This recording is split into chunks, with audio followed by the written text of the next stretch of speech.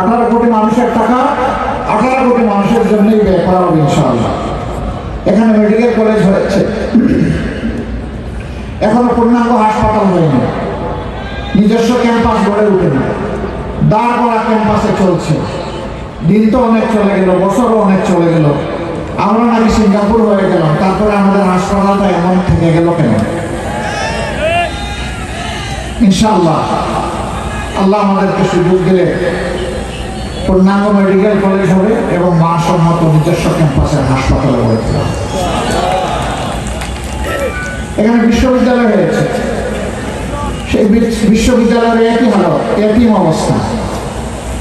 আমরা সেই একই অবস্থার অবসান ঘটাবো ইনশাআল্লাহ। এবং বিশ্ববিদ্যালয়গুলো শুধু কাগজের সার্টিফিকেট তৈরির কারখানা হবে না, দক্ষ জনবল তৈরির কারখানা হবে, যারা দেশ গড়ার কারিগর হবে ইনশাআল্লাহ। সেই শিক্ষা আমরা হাতে দেব। আমরা যুবকদের হাতে বেকার ভাতা তুলে দিতে পারবো না, বেকার ভাতা তুলে দেব না। আমাদের যুবকেরা কারো কাছে বেকার ভাতা চায় না, তারা চায় তাদের হাতকে মর্যাদা দেওয়া হোক, তাদের হাতে মর্যাদার কাজ তুলে দেওয়া হোক। আমরা আমাদের জনবলকে নিয়ে আমাদের যে পরিকল্পনা, ইনশাআল্লাহ আমরা গ্রামকেও শিল্প বানাবো ইনশাআল্লাহ। বলবে যে আপনারা কি কলকারখানা চালু করে দিবেন? হ্যাঁ দিব, কিন্তু সেই কলকারখানা হবে কৃষিভিত্তিক কলকারখানা ইনশাআল্লাহ। সেখানে শিক্ষিত যুবকেরা মেধা যোগ্যতা দিয়ে গ্রামের চেহারা পাল্টে দিবে, আনন্দের সাথে মা বাপকে নিয়ে বসবাস করবে, গর্বিত হয়ে বলবে আমি বাংলাদেশ এবং এটা আমার বাংলাদেশ।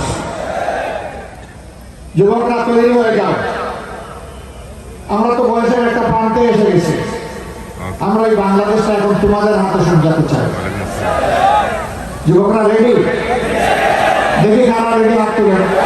ও মা, সবাই দেখি যুবক, তাই না? ইনশাআল্লাহ আমরাও সবাই যুবক ইনশাআল্লাহ। আমরা সবাই মিলেমিশে কাঁধে কাঁধ মিলিয়ে হাতে হাত মিলিয়ে বাংলাদেশকে গড়বো ইনশাআল্লাহ। সম্মানিত ভাইরা এবং আমার মা বোনেরা, আমরা সেই বাংলাদেশটাই চাই, যে বাংলাদেশের শিশু বলবে এটা আমার বাংলাদেশ, আমার মৃত্যুটা বলবে এটা আমার বাংলাদেশ।